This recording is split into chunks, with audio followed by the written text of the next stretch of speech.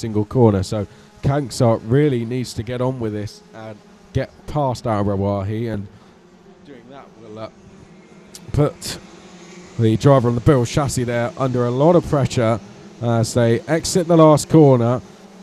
Will we see a change maybe at turn number 2? There goes your leader. There's second. Here's the battle for third then. There's Kangsar in the middle of your shot. Will he go up the inside? There he goes up the inside, and that was a great view of the pass. Kangsar goes through then to third place, and you can see what that's done. Al-Rawahi's now going to contend with Slavinsky and Ludi as they make their way down to turn 5. Kangsar just deciding to defend ever so slightly, and there goes Slavinsky up the inside of Al-Rawahi, who's also lost a place to Kevin Ludi, so he's dropped now to 6th place. 3rd to 6th in one lap as the two leaders stretching their legs out front. Scholl and Coursau just starting to run away with it. Kangsar now in 3rd place, but he's got to hold off Slavinsky, who comes up the inside. Great move there by Janis Slavinsky. There was just enough room for a go-kart on the inside, and he wasted no time in making the move. Slavinsky through to 3rd. Kangsar 4th. 5th is Ludi. Then it's Al-Rawahi. Oh, and Ludi up the inside of his championship rival. Kevin Ludi goes to 4th place. Great move there by Kevin in the 609. But Ferenc Kangsar, well, you feel he has to go straight back past, surely, to try and put Ludi under some sort of pressure. Well, Ludi's going to defend going down to turn 5. They now head through that left-hander down towards the far part of the circuit, and well, it may look like a battle for 4th place, but really this is a championship battle going on between Ludi and Kangsar as they make their way down towards the final couple of corners. Ludi still taking a defensive line. You can see it on your screens.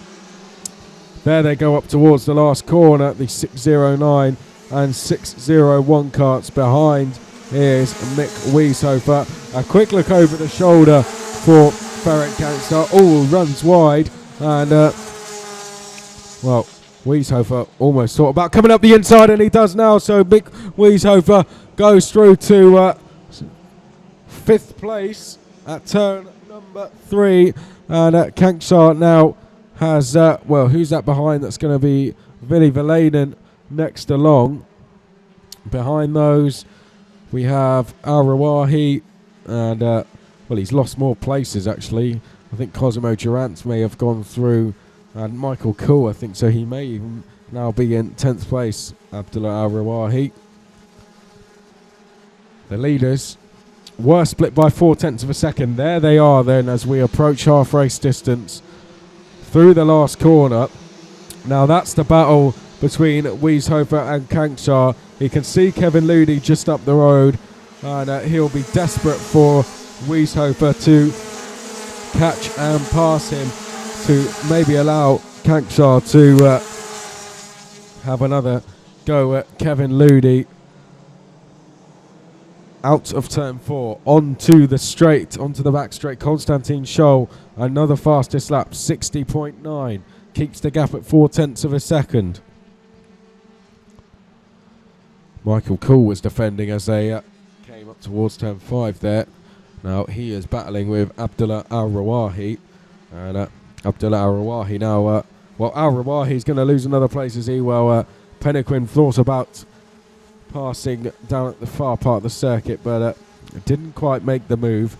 But on your screens, there is Kangsar with Vili Velainen just behind the two leaders. Well, there's no change there as they come across the line. The gap has come down, though. It's come down to 0.3 of a second, and that's because Alexis Coursau set a new fastest lap. 60.767 for the driver in second place.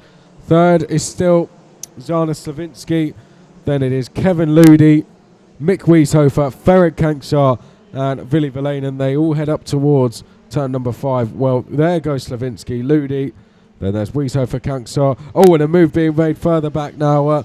Who was that on the move? It was Javier Gonzalez going past Abdullah Al-Rawahi, he couldn't quite make the move stick, but he tries again and goes through this time. So Xavier Gonzalez through to 10th place, and Ferenc Kanksgaard loses a place to Vili Vilanen as well. You can see it on your screen. Vili Vilanen in the white crash helmet behind. That's Ferenc Kanksgaard as they exit the last corner. Now down the start-finish straight, and all of a sudden it's starting to look very good for Kevin Ludi again. Through turn number 2. The two leaders are right together. I have a feeling we'll be picking that battle up very shortly. Well, any second now we should see the two leaders who just go through shot. There they are then. What perfect timing that was. We just saw that's what 3/10 looks like in DD2. We can see the two leaders now there. So Konstantin Scholl there in the yellow helmet behind on the Birol ART chassis. That's Alexis Corsal, the French driver. Perhaps home knowledge playing into his hands at the moment as they head up towards the last corner. Out the last corner they go. Now down the start-finish straight. Will Alexis Corsal make the move? Zana Slavinsky still there in 3rd place. It's fairly stretched behind, so it's fair to say the best battle now on circuit is for the lead as they exit turn 4. Now down the long straight. Let's see how close Corsal can get in the toe. Well, here they come. That gives you an excellent view of the straight and just how long it is. At the moment, Konstantin Scholl soaking up the pressure very well. Hasn't really looked over his shoulder to see where Alexis is. He does defend into there, though. So that's going to allow Alexis Corsal to get a little bit closer.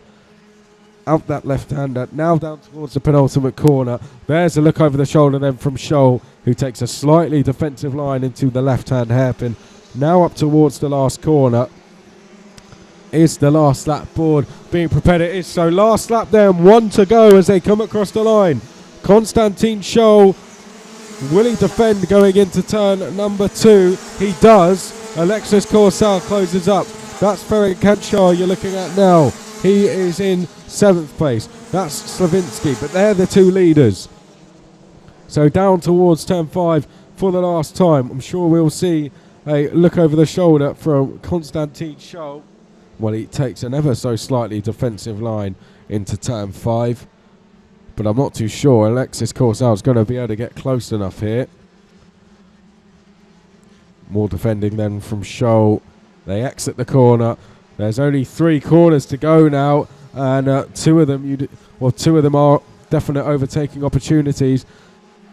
Will Alexis Corsal try and move? Well, there's the defending then from Konstantin Scholl. 1 corner to go. Konstantin Scholl takes a slightly defensive line. He gets the better run out the corner, and victory goes to Scholl. 2nd to Corsal.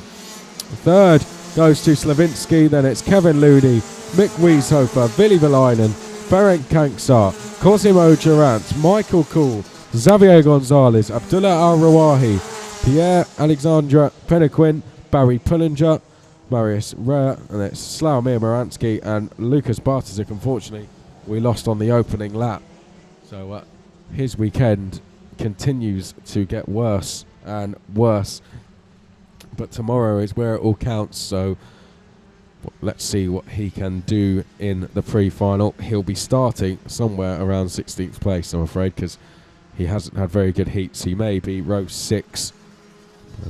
Certainly he'll be down the order, Lucas Bartosik. But 2 wins then for Konstantin Scholl. 2 wins and a 3rd. Should put him on pole position. Alexis Corsal has had a 2nd, a 2nd, and a 6th. Slavinsky, he's had a 1st, a 3rd, and now a 3rd. So I think Zana Slavinsky will be on the